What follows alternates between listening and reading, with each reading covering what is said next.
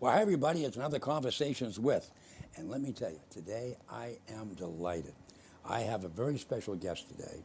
Her name is Shauna Dube, and she is with the Visiting Nurse Care, the VNA Care.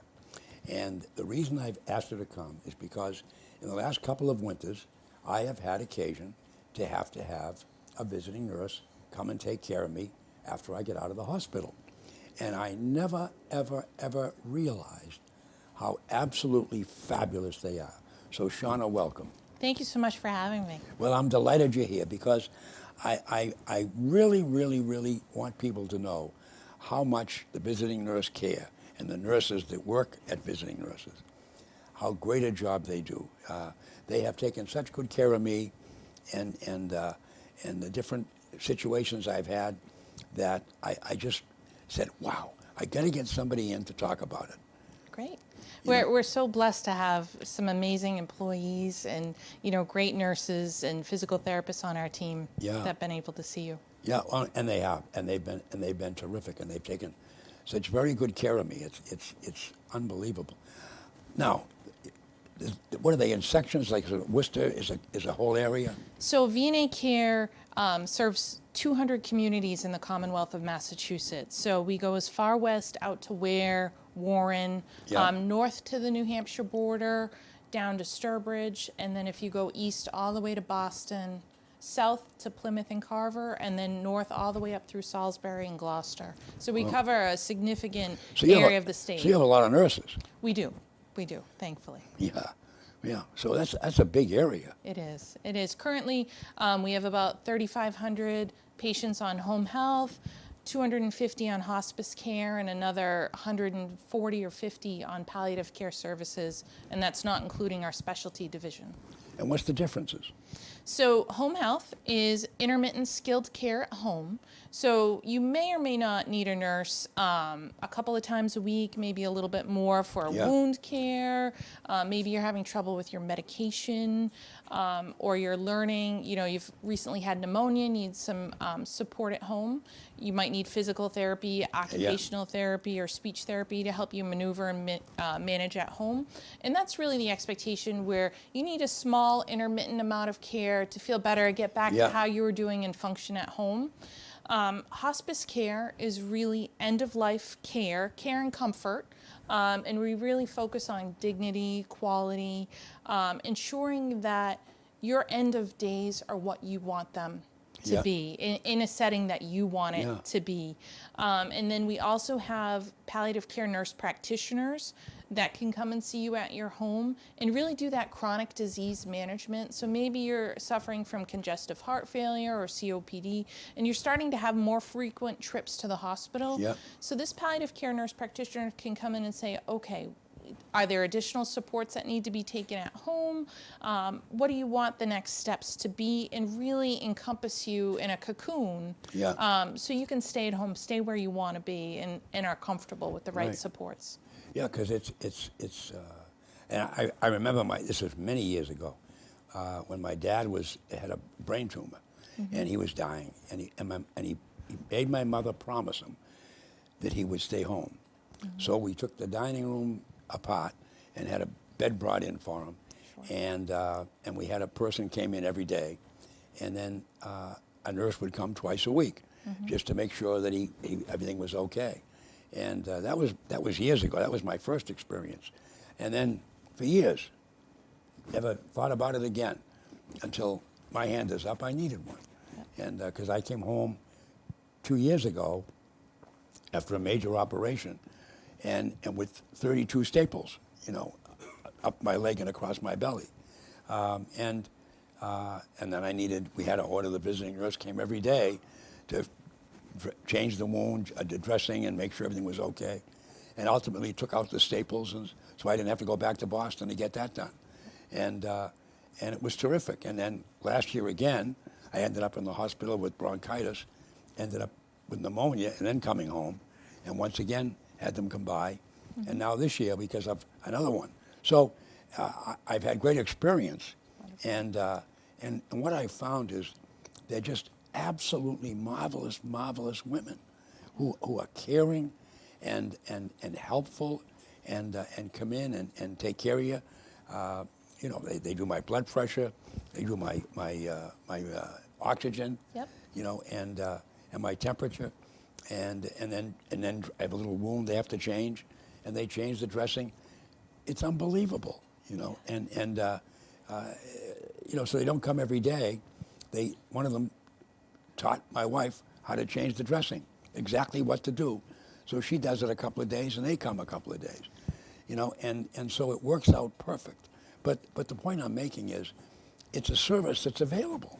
Yes, yeah, absolutely. The goal of home health, hospice, palliative care is really to keep the patients home in their familiar environment where they want to be treated, so they don't have to keep going to and from the hospital. In Right. particular, in our current environment with COVID-19. The last place you want to go is to a hospital. Exactly. In almost every insurance covers Yeah. home health and hospice. You know, there's certain Yeah. requirements that you need. There needs to be a skilled need. Yeah. So in your instance, they're completing wound care, Yeah. their family education. But that's not to say if you're starting to have balance problems, you might have fallen at home, or some other life-limiting condition, really they could benefit from home health and hospice. But now can you call the VNA and get it, or do they have to be ordered by a doctor? It has to be ordered by a physician, but we can help facilitate that. You Yeah. can call into our office, and one of our teammates will help you, guide you through the Yeah. process and what's needed. We have such, you know, because of our large catchment area, we have so many wonderful relationships with the physicians' practices around. They generally know who we are. Yeah. They're used to the nurses. They're used to us calling in. So that collaboration is key. Yeah. Oh no. And in my case, in the 3 years, I mean, the first time was my operation at Mass General, and Dr. Klaus, who was the physician who did the surgery, came to me and he said, "I'm going to let you go home, but I've ordered the visiting nurse for you. They're going to come in every day because they need to take care of that incision, and they need to make sure everything is okay. So I'm going to have them come every day." Oh, okay. And that was my first experience. And they came every day and they took care of it. And I remember they even, the one, her name was Jamie, she came in and she said, "I got to call the doctor, I got to do this." And she would call and talk to him. Absolutely. And he told her, "You can take them out." And he told her to take out don't bring them back. You know how to do it, take them out. Yeah. And she took all the staples out. And when I saw him for a visit afterwards, he said, "By the way, that young lady that took care of you, she's a keeper." He says, "You know, don't lose her." He says, "She was dynamite." Because I talked to her on the phone. She knew exactly what to do. She was professional. She knew what she was talking about. And he said, "I was very impressed." So, you know, it's so vital. And it's something you never think. I never thought I was going to have that. I was just going to go home, you know. There's so many people that don't realize, they kind of suffer in silence, and they don't realize what is available to them in their insurance plan to keep them home, to keep them safe, Yeah. and to keep them enjoying life.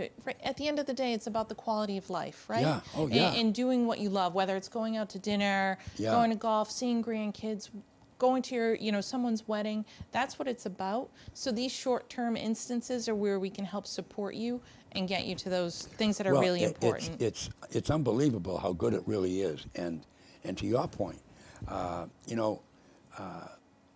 the point I'm making is that in my case, it's a little wound, and it has to be closed, and it takes time. And they come in and they can take one look at it and they know it's doing great. You know, I could look at it for 16 weeks and I couldn't tell you if I had a rattlesnake in there. You know, what do I know? You Yeah. know, as I tell people, you want to know about radio, television, marketing, promotions? I did it for 65 years. I'm a genius. You know what I know about medicine? You know, that's why I surround myself with the best I can find. And when I saw my doctor last Tuesday, first thing he did is says, I'm going to order the VNA for you 3 days a week. Yeah. I want to make sure we get that closed. VNA Care, we're so blessed to have so many competent and capable staff members and clinicians on the front line. There's a lot that happens behind the scenes too, where they're Oh, yeah. reviewing cases. So our clinicians aren't out on an island when they're there at your home. It may feel like it sometimes, but they always have our clinical support in the background. Yeah. If they say, you know what, something doesn't look right with this wound. And I think in your instance, they even brought in, you know, a WOCN, another Yeah. nurse to come take a peek to make sure we were doing the right thing. Well, not only that, but that young lady came in. Her name was Carrie. She's a wound specialist, and she looked at it and she said, "When did he do this?" And I said, "January." She said, "You know, I got a friend. I'm going to call Colleen, who's a nurse practitioner, and I'm going to have her take a peek at this." Yep. Well, Colleen happens to work with a vascular surgeon in Worcester, and she comes out to Charlton once a week. They have a clinic in Charlton. And so I got a call. She wanted to see me in Charlton, which is less than half a mile from my house. How about that? I went to see her, and she's looking at it, and she was poking around, and she found a little tunnel.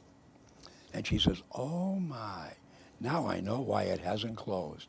And she put a little stick down, and it was about an inch deep that she found. And she says, "There's something in there that's saying I can't close."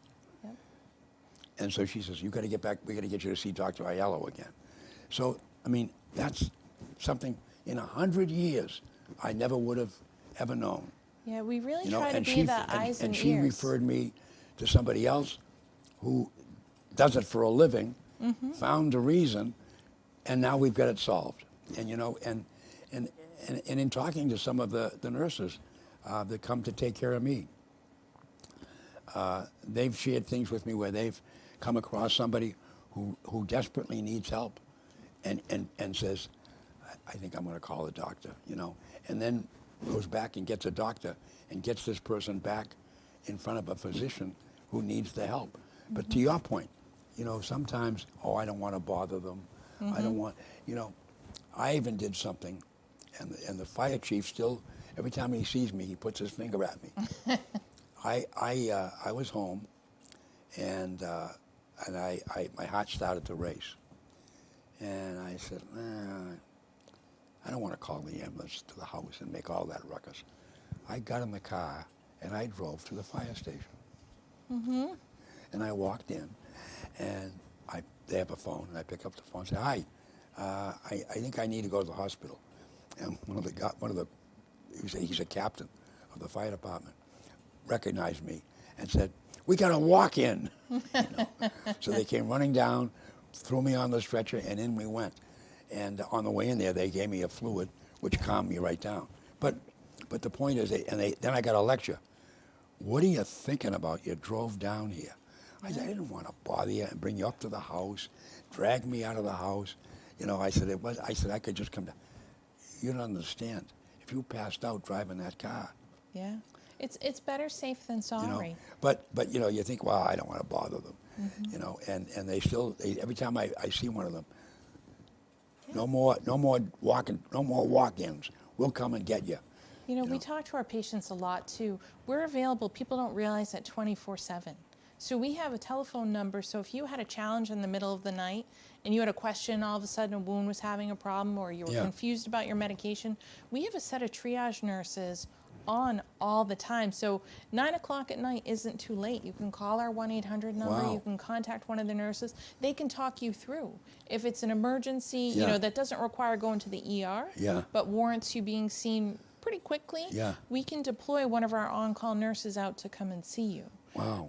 And we really do that. You know, we do that for home health, for hospice care, because we want to keep you at home. We want to keep you in the environment you choose to be in, to receive your care. And it's a real hardship for a lot of our seniors to go in and out of the emergency room. Oh, You know, yeah. especially if they're a little confused, or they're, you know, if they're ill, they're not feeling well. So Well, keeping that I consistency. mean, even driving to UMass. Yeah, You know, I mean, you know, it's a half-hour ride. exactly. You know, and if you're not feeling good, and you're trying to drive a car, you know, or if you've got someone to drive you and you're not feeling good, they're nervous wrecks. Yep. You know, and then you get there, and you don't know where to go, where to park, what to do, how do you get in? Yep. You know, and so it can be very confusing, and it can be a challenge. It is. You know, I tell people, I share the story with you because you'll get a kick out of it. Last year, when I was in, and I really I was sitting in bed one day, and you know, I had fluid in my lungs. You know, I had the bronchitis. I started out as a cold, and went right into my lungs. And I was just. You'll be down for the I've had count. asthma all my life, and as you age, asthma becomes emphysema. So I got a touch of emphysema, making it all worse. And I'm sitting in bed, and I started to cry. And I had tears. Of course. So the nurse comes running in, and she says, "Dick, are you okay?" I said, "Yep." And she went to sit down on the bed, and she did. I started to laugh.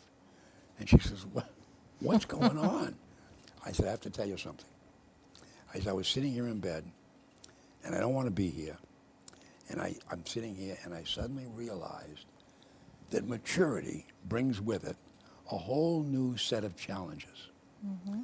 And she looked at me kind of funny, and I said, "And what I mean is, there are now things that I can no longer do that I did all my life with ease." Mm-hmm. And I started to feel sorry for myself. I have my beautiful walk-behind lawnmower that's self-propelled, and I love to do it because it gives me great exercise. But it weighs about 150 pounds, and it's great to walk behind. But when I got to go to turn it and turn it around and move it, it's heavy, and I can't do it anymore. And I either have to get a kid and pay him $20 to mow the lawn or buy a riding mower. But I can't do that anymore. I can't climb a ladder. If I kneel down, It's hard to get up. my old knees, I said, if I haven't got something I can grab to pull myself back up, I can't get up on my own. And I said, I have to crawl till I can get something to pull me up. And I said, and I started to feel sorry for myself. And I started to cry. And when you walked in the door, I remembered the serenity prayer. God, grant me the serenity to accept the things that I cannot change. Exactly. And I said, and I started to laugh. I said, because then I realized that the challenges that come with maturity are new and different. And then I remembered a great story. I was one time in my life involved in politics, and I used to be involved in the Dukakis administration. And on weekends, I used to drive the governor for any events we had to do, because he wouldn't take a state car, because he felt that it was on him on weekends. And we're driving one day, and the phone in my car rings, and I answered it, and they wanted the governor, so I gave him the phone. And he's talking, and he puts the phone back down. And he kind of was quiet for a minute, and he kind of looked at me funny. And he says, you know, Dick, life is funny. He says, as life moves on, in the end, we become parents for our own parents. Mm-hmm. I said, what do you mean, Governor? And he said, that was a call from Mass General. His father was 84 years old and was a doctor, and he still practiced medicine. Mm-hmm. And he had about 3 patients left in his practice. But he used to go to the hospital every day. And they used to have a resident follow him around because he would write prescriptions for medicine that no longer existed. Yep. So they had to. And the resident would have to bring it, translate it. And they finally had to call the governor because they've been hinting to him that he needs to retire. And they had to call the governor and say, Governor, we can't take a chance with him anymore because, you know, we don't need a problem. He doesn't need a problem. And he's got to retire. And the governor said, so I have to go tonight to see my dad. And I have to break his heart. Yep. And he said a funny thing. He said, you know, he said, you'll be dead in 3 months. And 3 months later, Dr. Dukakis passed away. That's so sad. Because, but he was 84, like the governor said. The hospital's right. You know, he just can't practice medicine. But I remember the words, that in the end, we become parents for our own parents. Just like they took care of us, we have to take care of them. Absolutely. And I said, wow. And I was sitting that day and had a great little chat with the nurse. And I said, but you know, I said, the other thing I'm finding out is the longer you live, the more things can go wrong with you. But I had a great chat with, in fact, was Dr. Perez.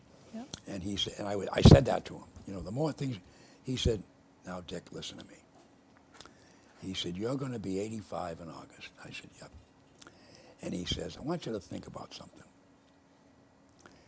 Can you imagine having a car or an automobile that's 85 years old? He says, how many tires would you have put on that? How many brake jobs would you have done to that vehicle in 85 years? If it still ran. Yep. He says, how many motor jobs would you have done? How many repairs would you have made? How many oil changes? He says, you're the same way. Your body is made up of thousands of parts. And some of the parts are getting old. And they're getting tired. And they're wearing out. He says, but that's what we do. We kind of keep your parts going, you know. Absolutely. And when you think about it, they're right. Yeah. You know, and so, you know, the people that you take care of, some of their parts are wearing out. They really are, but you know, it's such a joy and it's such a pleasure for caring for them, because it's not just you that learns something. You know, really us as clinicians, I'm a clinician by trade. I've learned so much from my patients over the years. Well, I mean, I'm so fortunate. 2 or 3 of them say they love to come to see me because they said, you got so many great stories. Yeah. You know so many things. You tell us things that are really exciting for us, you know. Yeah. And it's but you know, the thing that's amazing is, and I've experienced it, is how the technology and medicine has changed. How dramatically. I mean, the new medications they have that can save your life, you know. I mean, I had an operation that saved my life. You know, I mean, when Dr. Klaus came in to see me before I went home, he says, let me tell you a little secret about that patch I put in. That's going to outlive you. It ain't going anywhere. You're all set, you know. And I laughed, and it's true. You know, we outfit a lot of our patients with telemedicine equipment so they can take their blood pressure, their weights, their pulse oximetry at home independently every day, and it can filter in through our telemedicine team that monitors it. Wow. And if you don't check in one day, if you have this equipment distributed to you, we'll call you and say, what's going on? Why didn't you do this today? And really check on you to make sure we can check some finite changes and then really get to you before it becomes a bigger problem. And make adjustments. We call the doctors right away. We say, we might need to change the medication and make various suggestions. There's so many new things. We're working with some physician groups where we're really an extension of the practice. So we're the eyes and ears. So we're actually, you know, in the middle of this pandemic, one thing really great that's come out of it is the acceptance of technology by some of our holdouts. So we're doing live video visits with patients and the physicians, or primary care physician, at the same time for excellent care coordination, for better outcomes. I mean, our ultimate goal is to keep you out of the hospital. Well, we know we can't do it. You talk about that, and it happened, what's today, Wednesday, Tuesday, yesterday. I got a call from the cardiology, and I had a nurse practitioner and doctor. They were on the phone. And Monday, I had my visiting nurse, and I had all my numbers from Monday. So they said, when's the last time you took your blood pressure? I said, the nurse took it yesterday. What was it? I said, it was 114/68. Perfect.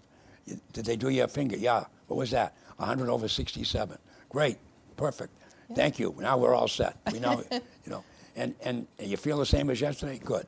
You know, but they were able to get information that I had done for me, you know, and so it's unbelievable. But to your point, you become a vital piece of their health care because you see them on a regular basis or a bi-week, whatever it is, 3 times a week, 4, whatever it is. And you have an opportunity. So if there's a change, you can they might not notice it, or they may not even realize it's happened, but you people do, and you can make a phone call to a doctor and say, look, you're going to see her or him. You know, they're slipping. Oh, this has changed. That's changed. The physicians, the nurse practitioners, the PAs are so great about taking our calls and saying, this is what we're seeing with this patient today. Yeah. We don't want them to end up in the hospital. Yeah. Sometimes we can't avoid it, Yeah. but really they're wonderful. You know, we have hospice patients sometimes where their pain is uncontrolled. We can get right on the phone with the doctor and say, we need something different, or this isn't working. The family needs additional supports, and everybody kind of huddles together to try to cocoon that patient. As I shared, what happened with me, where I went to the little clinic in Charlton, because they come out from Dr. Rouse and his people come out once a week to Charlton, and that Colleen, the nurse practitioner, who worked with Carrie at one time, who she called, said to me when I was leaving, she says, "You're all set. I know what it is. You're going to see Dr. Ravello, and I'm going to see him today when I get back to Worcester, because we're in the same office, and I'll tell him what's going on. Yeah. And by the way, I'm here every Tuesday. If you need me, if anything happens, don't be afraid to come up. Yep. And just knock on the door and tell them you have to see Colleen, and they'll get me." She said, "Because I'm here every Tuesday from 9 to 12. Wonderful. So I said, "Great." So, I mean, that's something I now know because of a visiting nurse. Absolutely. Who put me in touch with her. So, you know, those are things that that are very comforting from the other side of it. You know. So now, let's say somebody's watching today, and they feel the need. Gee, I didn't know that. How do I get one of them? Yep. What's the best thing for them to do? Is to call the visiting nurse? Yep, there's a couple of options. So first off, you could probably go to our website, which is www.vnacare.org. Or you can call our 1-800 number, which is 1-800-521-5539. And we have a central call center. You express your needs or your wants. They'll direct you in the right direction. Or you can go to your primary care physician, nurse practitioner, and say, "I'd like a visiting nurse or VNA care to come take care of me at home or help me," whether it's physical therapy, skilled nursing, occupational therapy, speech pathology. There's a variety of needs, as well as through hospice, or I'm not sure what the next stage holds for me. So do I need palliative care? Do I need to talk about this chronic condition so I can have the best quality of life? Yeah. So we're happy to do that. You mentioned that, and it's really funny because the interesting thing is, when I was getting ready to leave the hospital, they have the case person comes in to give you the discharge. So she's going through, she says, "Mr. Bond, you're incredible. You're blah, blah, blah." And she said, "You must, do you work?" I said, "Yeah." I said, "I do TV shows. I just got reelected to the Board of Assessors in the town of Charlton." Congratulations. She said, "You're amazing, blah, blah, blah, blah, blah." So I get home, and I'm getting my visiting nurse on Tuesday like she normally comes. Nobody showed up. So I said to my wife, "Oh, we'll see tomorrow. Maybe they're coming Wednesday." Wednesday usually they call me at 9 o'clock if they're coming. By 11 o'clock, nobody shows up. I said, "I'm going to call them." So I call the office and I get Brenda. And I tell Brenda, she says, "Mr. Bond, you canceled us." "What? I didn't cancel you." She says, "Yes, you did." "When?" She said, "We got a notice. You were in the hospital and you canceled us." I said, "I never canceled you." She says, "Really?" "Well, we got a cancellation notice that said you no longer need us." I said, "But didn't come from me." So she said, "All right, let me see who ordered this." "Dr. Perez." She said, "I'm going to reach out to Dr. Perez and see what we can do." I said, "Well, I'll call in the meantime." So I started to think. I said, why, who would have canceled it? The only person that could have canceled it would have been the caseworker. But never in the conversation did we discuss VNA or anything. What I assumed she did, I looked so great, bouncing around the room, ready to go home, that she figured that I no longer needed it. So she ordered it canceled. So in the meantime, Brenda calls me back. I said, "Never mind.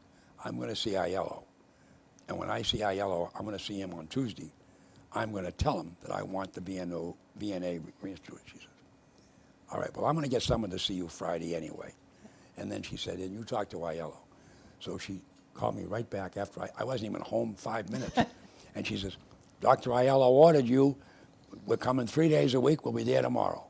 So I said, "Great." So, you know, it can happen. And if you call them, they'll go to work for you. Absolutely. You know, we have to be our own advocate. Yeah. You know, whether it's you or your daughter. I mean, we think about what the hospitals I'm have the done. number one advocate for Dick Vaughn, so. There you go. You know, in my case at home, my dad's 77. He also never wants to bother anyone. Oh, yeah. I tend to be the squeaky wheel Yeah, a little well. bit. You know, that oldest decision-making daughter sometimes can Yeah. be that little gnat right You gotta- in your ear yeah, to you push it gotta do that. along. You got to do that. Yep. Well, Shauna, thank you so much. We've got a great Thank you. program.